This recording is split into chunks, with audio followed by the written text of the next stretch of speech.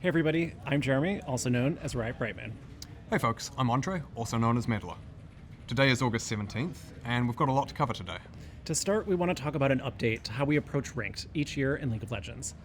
We're going to be moving to 3 ranked resets per year.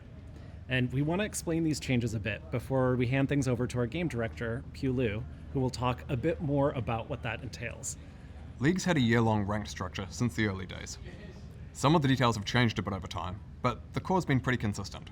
Ranked kicks off in January, and then runs until just after Worlds in November, at which point we jump to preseason, we experiment with some gameplay changes. Now, there's a lot we think works well about that. There's a great kickoff to the season moment, there's a clear endpoint, game and esport have some nice synergy with each other, that sort of thing. But at this point we're also seeing some opportunity for improvement. One long, gradual climb over 10 months can feel like a real grind, with a long gap until a fresh climb. There's that down period at the end of the year where often a lot of people will want to play ranked and can't. And sometimes it's just a long time until we've got the next window for larger changes to Summoner's Rift gameplay. It's also often unclear when the next event or larger update to League is going to be. Now, this year you will have noticed we tried out a faster ranked climb and a mid-year ranked reset. We think that went well overall, and that there's opportunity to create more moments for gameplay changes that can tie in with other things going on in the League ecosystem. So, with all that set up, here's Pu to talk through some more information on these changes. Hey everyone, I'm Pu, aka Pupulasers, and today I'm going to take you through some of the upcoming changes we're making to preseason and ranked splits in League of Legends. As mentioned, we're moving into a 3 ranked split per year structure with resets between each one. This should hopefully result in more impactful games and a faster climb for each split, and it also means you'll have the opportunity to earn 3 ranked skins each year. Part of the change to this model is taking a look at preseason. Past preseasons have gone onto PBE in early October, giving players a lot of time to explore and learn the gameplay changes that will be featured for the coming year. The flip side is that by the time the new season starts, the gameplay changes no longer feel new. In other words, the time in which players are most excited to play with the new changes and the time in which players are allowed to and excited to start their rank climb were not aligned with each other. So this year, and in each year moving forward, we're planning to have preseason hit PBE in mid-November with an official release in January of 2024 on the same patch that ranked and esports play begins. The current rank split will stay live through November and December of this year, giving players more time to get to their desired rank. Now, this is a new approach and does carry some risks, so we're going to have to be really on top of it in terms of the balance and the meta at the start of each split. We think the trade-offs are really worth it, and we're excited to start 2024 off with a bang. If you'd like to learn more, we've got a dev blog on this topic that's live now. In terms of what's in preseason, we have a lot of changes that we're working on. We're looking at terrain adjustments to parts of Summoner's Rift, changes to map objectives, and significant modifications to the item system, some of which I'd love to share with you today. Earlier this year, we said that we weren't really happy with how Mythic items landed, and that we were open to removing the system entirely if the changes implemented didn't bring us closer to where we wanted it to be. And well, they didn't. So starting in January of 24, Mythic items will be removed from League of Legends. Trying to serve the needs of a bunch of different champions in a class with a few Mythic items has proven to be really challenging. And while it works pretty well for about half the roster, the other half is left with items that don't feel really right for them or have their creativity stifled.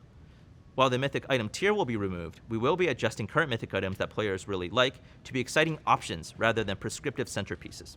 So that means you can go back to buying Infinity Edge with Trinity Force if you'd like. You can learn more about other item changes and everything else we're cooking for preseason when we do the full reveal, coming soon. TM. Next up, we also know a lot of you have been waiting for some news on what's up for Arena after the Soulfighter event. We're really excited about the response to Arena, and we think there's a lot of opportunity to make it even better again. Arena's debut run will end with the Soulfighter event, as previously discussed, but that's so we can take it down, make a bunch of upgrades to it. So, the game modes team is already underway on that work, and the next version of Arena will drop in early December. We're still figuring out exactly what will be in that update, but we're looking at things like adding a lot more augments to give more game-to-game variety, improved champion viability so you can have a good time bringing a larger variety of your favorite champions into Arena, some map adjustments, and ways of playing with more than just one friend. So on the subject of game modes, while we're taking Arena behind the scenes for some updates, we do have another game mode that is finally giving us time to shine again.